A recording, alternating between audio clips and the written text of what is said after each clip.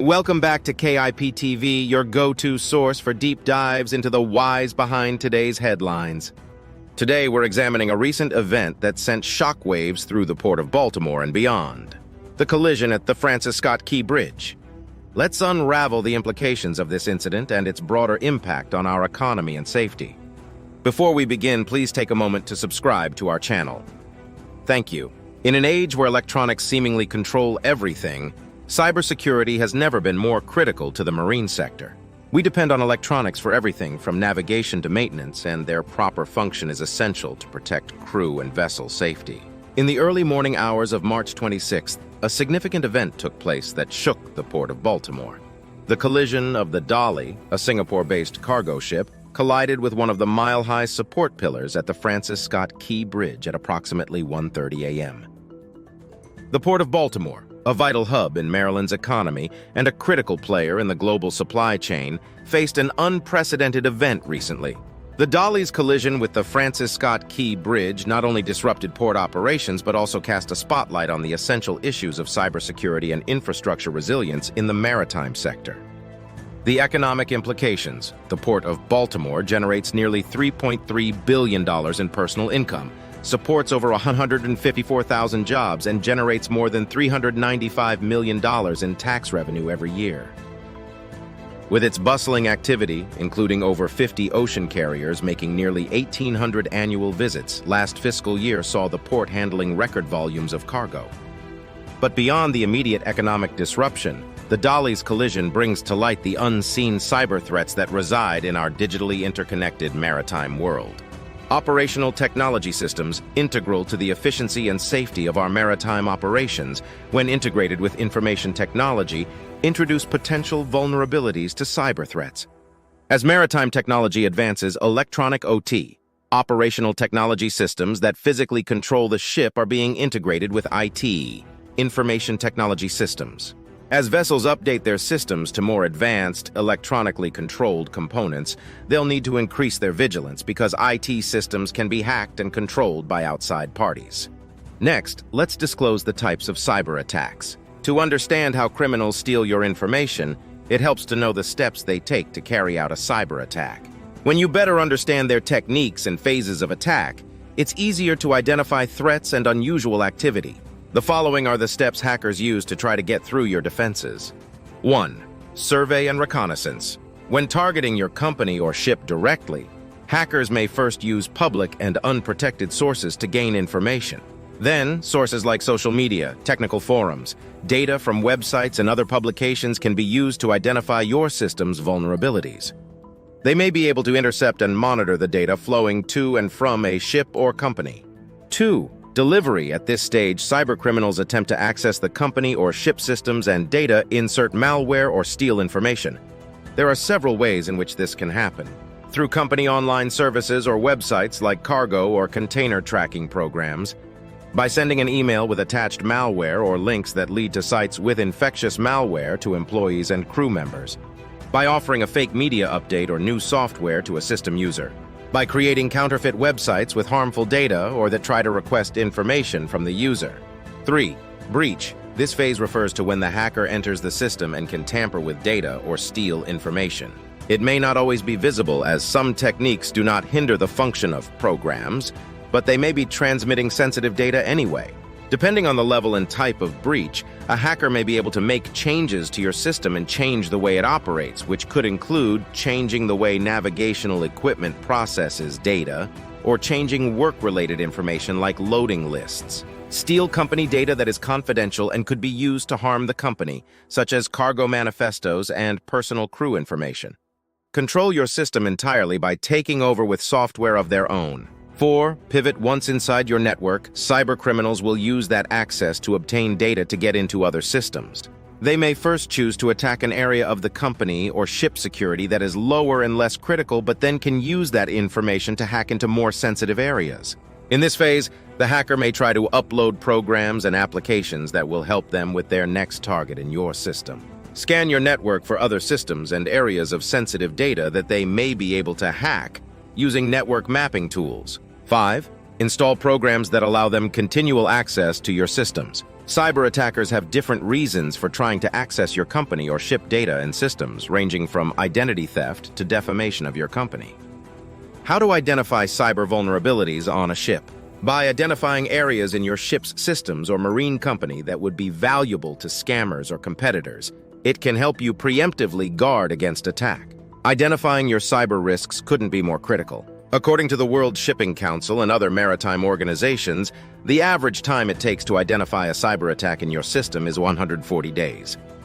That's 140 days criminals can steal information from your company or your ship and use it to their advantage. However, with companies realizing that cybersecurity is a serious issue, the number of days it takes to identify a threat has been dropping in recent years. The first step toward identifying cyber vulnerabilities aboard your ship or within your company is to perform an overall assessment with a cybersecurity specialist. A specialist will examine your systems and identify potential weak spots and areas that cybercriminals may target.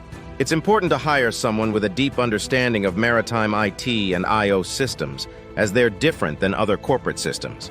Once you identify the areas that are the most vulnerable, you'll be able to bolster your system's defenses accordingly. Standalone systems on ships are less likely to be subject to a cyber attack, but those that are integrated with other systems or the internet will be more vulnerable.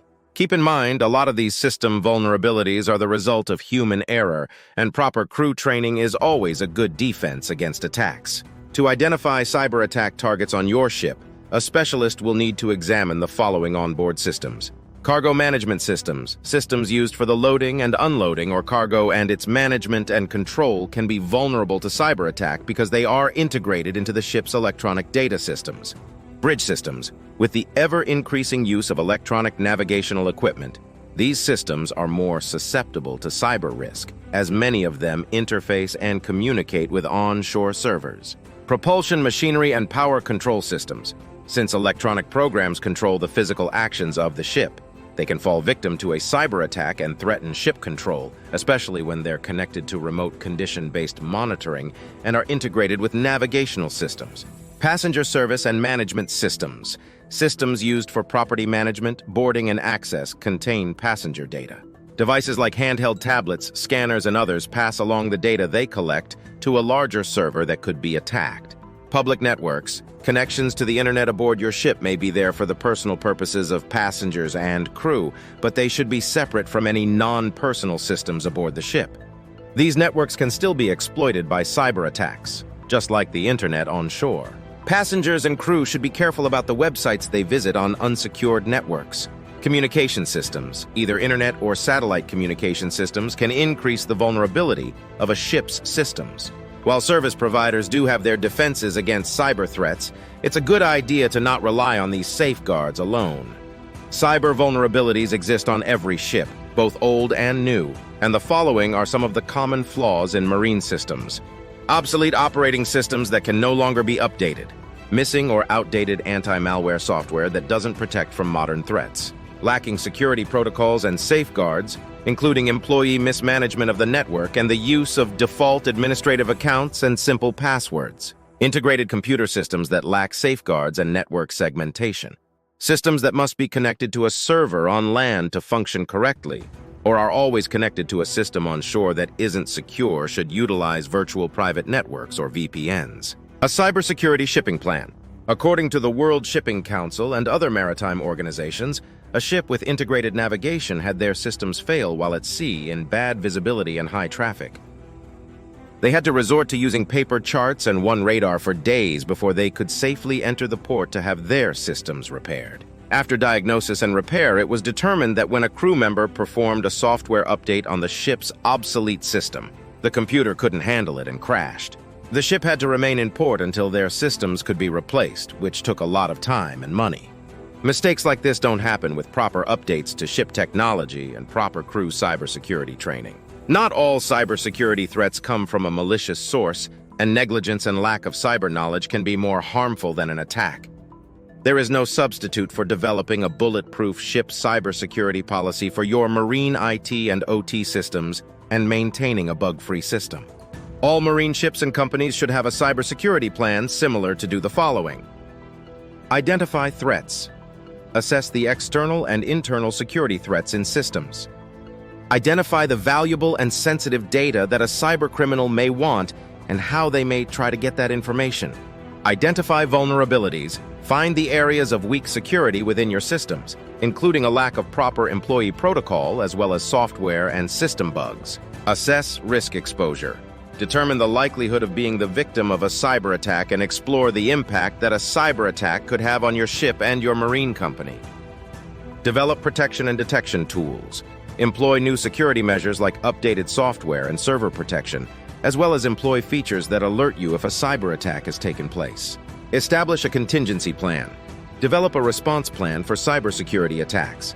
Determine how your ship or company will respond if one happens and how you will recover and return to your normal operations. In the aftermath of the Dolly's unintended rendezvous with the Francis Scott Key Bridge, we are reminded of the fragility of our interconnected world. The digital lines that connect our ships to shore, our ports to the global economy, and our workers to their livelihoods are as susceptible to disruption as they are vital to our way of life. As we chart a course toward a day where such incidents become anomalies, we must all pull together, mariners, cybersecurity experts, and policymakers, to guard against these future unseen dangers.